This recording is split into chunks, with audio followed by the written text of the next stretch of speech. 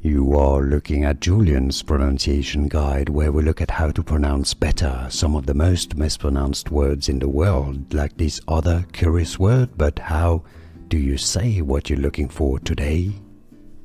Let's learn once and for all how to pronounce these names. If you want to learn more names from anatomy, stay tuned. I've got more videos for you you want to learn from.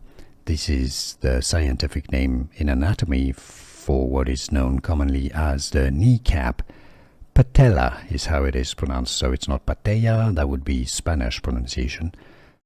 Patella, there's a patella tendon as well. For more names from anatomy, stay tuned. Patella, and the adjective is patellar, patellar tendon.